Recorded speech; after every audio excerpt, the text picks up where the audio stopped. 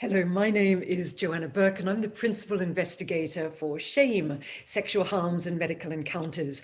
And today I am so thrilled to be able to talk to the rock star of British feminism, Marai Larasi. Welcome. It's really great that you can join us from Kingston in Jamaica. What I want to Joanna. start with, what I want to start with is just to say, can you tell us just a little bit about yourself, your background, and how you came into this activist work? Okay, so I'll give it a go. So first of all, thank you for inviting me to be in a conversation with you and just to be able to talk about my work. It's a real gift. So thank you so much. Like you said, my name's Marai Larasi. I am an activist and advocate, professional troublemaker. I was born in London, in Bethnal Green, raised in the mountains of Jamaica, where I had kind of the latter stages of my primary education, and I had my kind of high school, secondary school education, and then I came back to England, and I've lived in the States, and so I've lived in different places, and I say that because location has also shaped my activism. So growing up in Jamaica, there was a lot of kind of information at the stage that I was being educated around the impact of colonization. I was doing, I did my Caribbean exams in, history was one of the subjects that I took. We had a really great teacher. She taught us about slavery, transatlantic slave trade, colonization, so forth. The proximity to Cuba meant that there was a lot of socialist and communist politics that was kind of, filtering through our generation. And so my activist roots really rest in my ancestral journey and my journeys and upbringing. And then lived in the States for a while, got back to London and got the opportunity to work in a women's refuge. And then that was just like, oh my God, this is home. This is where I belong in terms of my work. And that's it. I ended up, kind of accidentally on purpose, doing my politic as my professional work, which I think is a real blessing and a real gift to be able to work your politic as your job. Yeah. And if you were to think back, what are some of the really big influences, intellectual influences on your life? Mm. What writers have really affected the way you think about the world? I always go to Angela Davis because, and I think when you and I spoke before, Joanna, I said to you, it's just like those, when you have those light bulb moments. When I read Woman, Race and Class by Angela Davis, the opportunity to see yourself within a narrative and to have such sharp intellectual kind of critique that, connects capitalism to issues of racial injustice, to gender justice, class politics. Angela Davis 100% shaped my thinking. Stuart Hall, and Stuart Hall because of he was just this amazing, huge intellect who spanned kind of the space of artistic creativity as well as a really sharp sociological kind of analysis and approach, and his whole relationship to Caribbean hybridity, and the politics of identity and belonging really felt to me again like somebody was writing aspects of my story, but through lens and resistance arguments that I could really relate to. And then there's a whole range of Black feminist thinkers, whose snippets or just kind of essays, everyone from, if I think about Gail Lewis, who, who'd been at Birkbeck, I think about Aftab Bra, the work of Claudia Jones, if I think about reading the work of Lucille Mayer here, there's a whole range of thinkers, I would say, that continue to influence. Audre Lorde always, June Jordan, whose work really feels timeless and always relevant, and really feel like heart, belly, and intellect, So yeah, like too many to name, but that's just a few.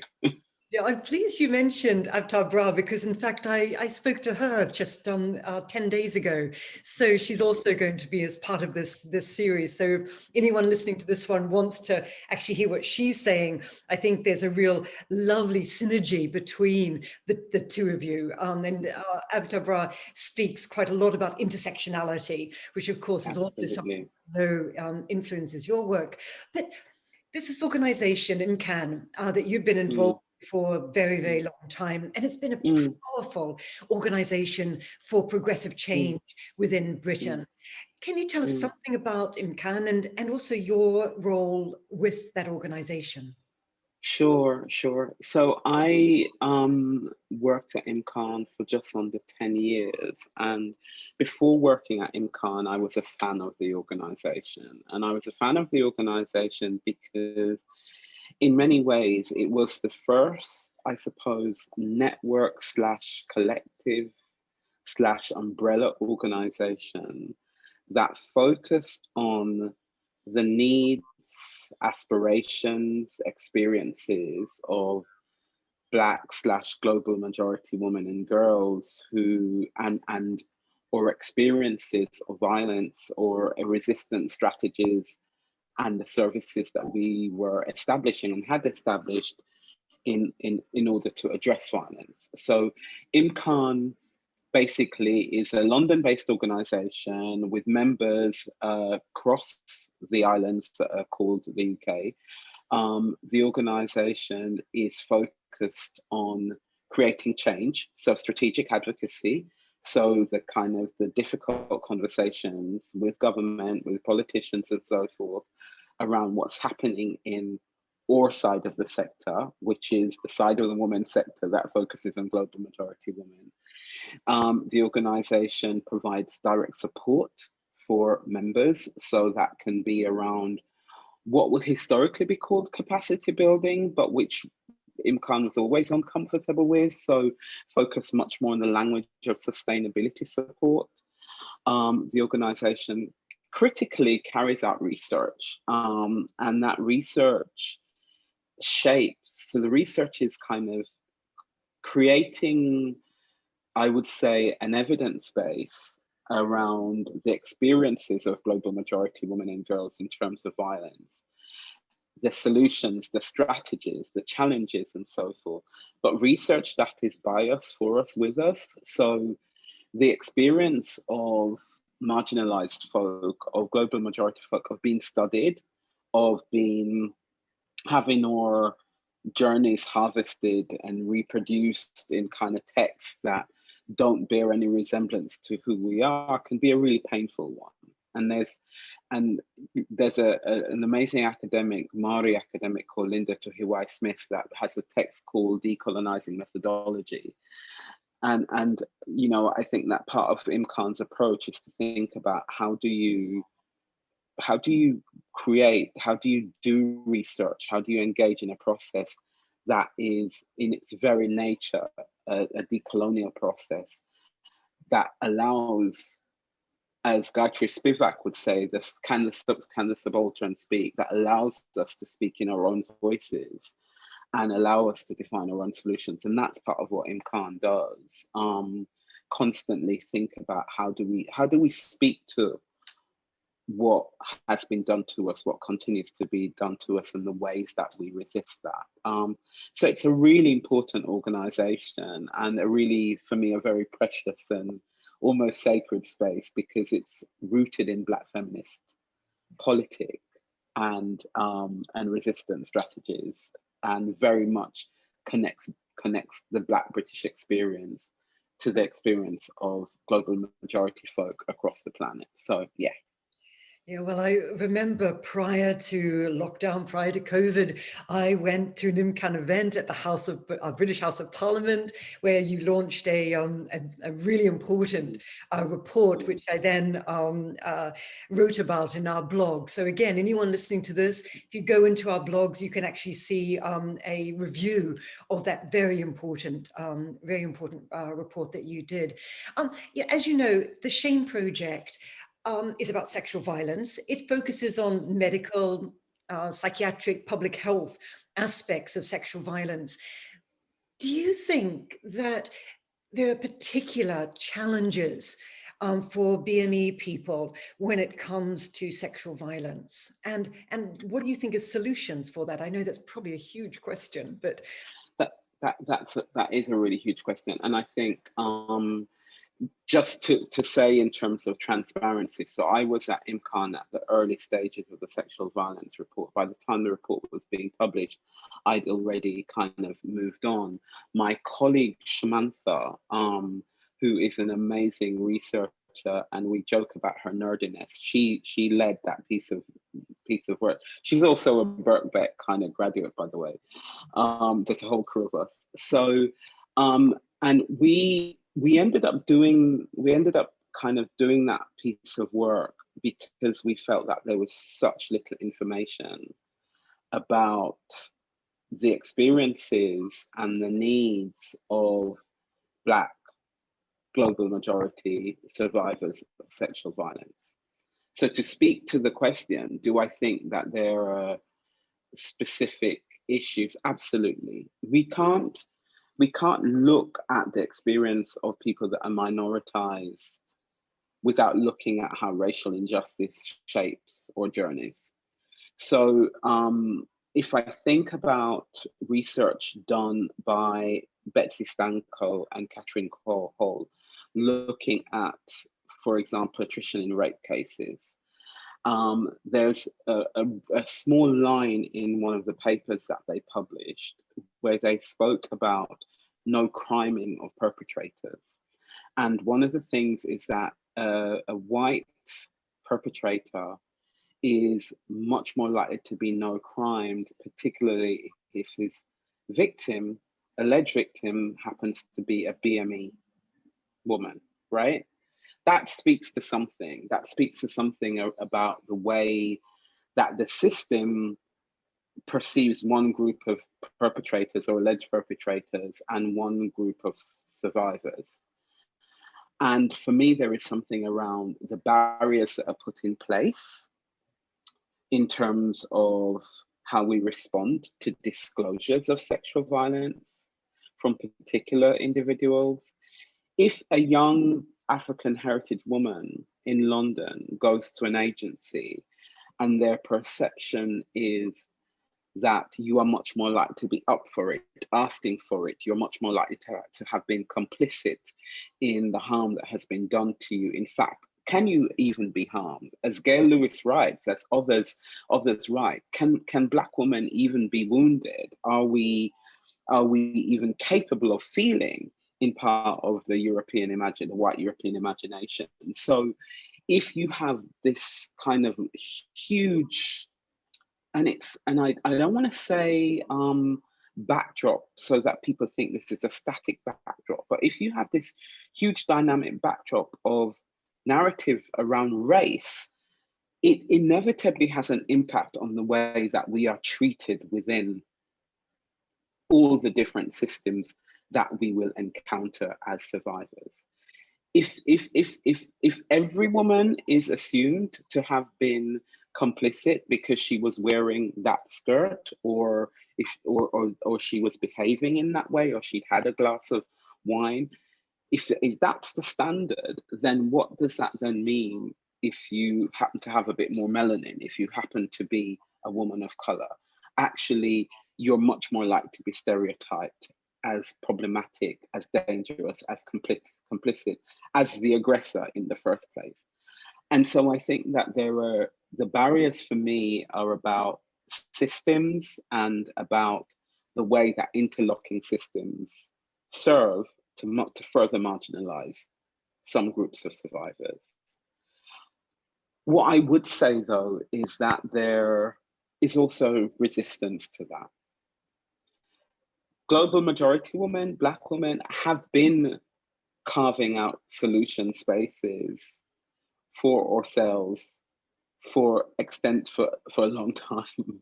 So that whole thing about how women develop services, have survivors develop services to support each other, how sometimes a space might start out as an informal space. It might be a small support group that then becomes an organization. It might be a quote unquote BME organization that then says, actually, what we're doing about survivors of sexual violence, how we're working with survivors. And so I'd say the solutions rest within survivors themselves as a primary space of A, saying this is what we need, and then B, influencing what needs to change at a broader level. So if we're talking about medical provision, for example, if we're talking about public health, if I'm talking about how I talk to my GP, I want my GP to be trained not just in what does sexual violence look like, what are the different manifestations of sexual violence, but how might it affect me in a completely different way because of my experiences of racism and marginalization. So for me, if you descend to survive the survivor, which is what happens all the time, then you're not going to get the solutions right. You're going to focus on how do we maintain the status quo in terms of our systems. Survivor work is disruptive. Survivor work upsets people. Survivor work is not here to keep the status quo. The status quo is white supremacist, heteropatriarchal. If we keep and ableist, if we keep that in place, we're not going to do the right thing by survivors. So it's necessarily untidy work, but that's what we have to be willing to do if we want to create change. What a powerful I just realized I ranted at you, Joanna. I'm so sorry. This is such a powerful statement, and it actually goes to the heart of, the problem of sexual violence and responses to sexual violence in our community. Because, as you say, if you cannot understand it simply through the lens of, for example, gender, race, ethnicity, minoritized communities, they're at the heart of that. And just again for our listeners here, I mean, I'm an historian, so one of the projects I'm doing in the Shame Project is writing a history of all this. And so if there is anyone listening to this who actually worked with survivors of sexual violence, particularly in the 1960s, 70s, 80s, and 90s, then please just feel free to send me an email, because I'd really, really love to talk to you.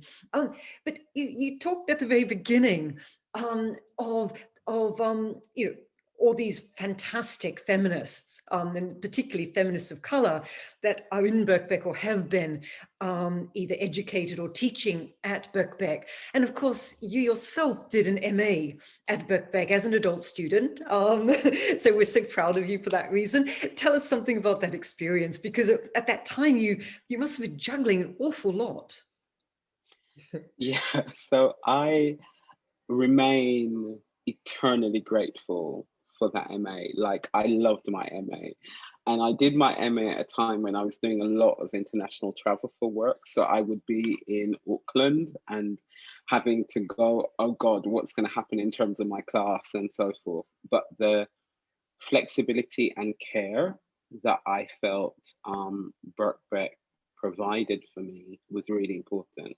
So I did an MA in culture, diaspora, and ethnicity at that point, and I think that it's still Yasmin Narayan who convenes that course. But I also did optional kind of course. Like I did a human rights module. It was just a really awesome program. And for me, as somebody who was doing intersectional labor in terms of working around ending violence against women and girls, it felt really important to have a strong theoretical base to connect that to. And so there were things that I was going into the classroom and going, yeah, that's really familiar, kind of that, studied that, know that. And then there were other things where I was like, whoa, Yes, thank you. So it was challenging and affirming, and I'd say um, really helped me to. It helped me in terms of just like I'm really analytical, but it helped the program itself helped me to hone my analytical skills. And I would say that my MA has been hugely influential in terms of my practice. And there, Birkbeck felt to me like an academic and intellectual lifeline. Like it really did. It felt like there was a place that I could go to and know, listen, I still have a brain. My brain works in a certain way. Yes, I'm doing, all of this advocacy and activism and running an organization, but I want something that's gonna challenge me, and um, and Birkbeck provided that, and so yeah, it wasn't easy. I would never tell anybody that it's easy to kind of get back into the study space when you're juggling a whole load of things in your life. But if there's a space that I think really supports that, for me, Birkbeck really offered that. And so, yeah, I'm like a one woman Birkbeck kind of like advertising campaign. I'm like, Birkbeck does this, or you should check. Have you, like, I am like that, so yeah. Yeah, we do have the best students. I mean, I just love teaching and working at Birkbeck. It's a great place. But I'm going to embarrass you now, Marai. I hope you don't mind, because of course you've been so involved with #MeToo, #TimesUp. But basically, you are the British rock star of feminism. What was it like becoming so famous? Tell us about that journey of yours, because it just is so exciting for all of us just to even hear it, let alone you experiencing it. So funny. I like, okay, so what people don't know, China, is I'm painfully shy, right? So I can rant at you about like this work and be like, but I'm like I don't like cameras. I'm not good. Like I'm not one of these people that goes, yay, hey, I'm here. I went when I grow up, I'm 51 now. So when I grow up, I'll be that person. But for right now, I'm like, yeah. So what I'd say is it has felt really amazing to be acknowledged for the work that someone like me and so many other people have put in. Um, it felt really, I wasn't sure, for example, whether to do the Golden Globes or like I really, and partly because I am so shy, and also because it has to have meaning for me in terms of, and not for everyone, right? But I'm just saying for me, things need to make sense in terms of the work that I'm doing and my activism and my accountability to my activist community. And so that was the big thing for me. Like, why do any of this? Why be interviewed for an article? Why go down the red carpet? Like Emma and I had been working together. I had enough trust in terms of her integrity. Like we've got really great rapport. And so I knew that we could do it, and I knew that we could do it in a way that felt like we were connecting that moment on US soil with what we knew needed to happen, in the islands of the UK. And so that for me was a motivation. That, and when I was fluffing about whether I should do it or not, my son said to me, but if not you, then who? And that was a really important moment for me in terms of going, what is the thing? Like if I'm gonna be true to my feminist politic, and I'm gonna say to people we need to show up, then I need to show up in this moment, even if I feel really shy about it. Because I'll show up in a room with the politicians have an argument, and I'll show up on the streets to protest, and I'll show up in terms of what I'm doing with the policy paper. Why would I not show up in that space? And so I think that's what was important about it, like showing up, showing that someone who looks like me, who dresses like me, who wasn't going to show up in a gown, you know, who showed up in a tux on the red carpet, you know, could be there and could talk about what was happening to us and talk about how we're resisting and talk about the importance of presence and do it in a tuxedo.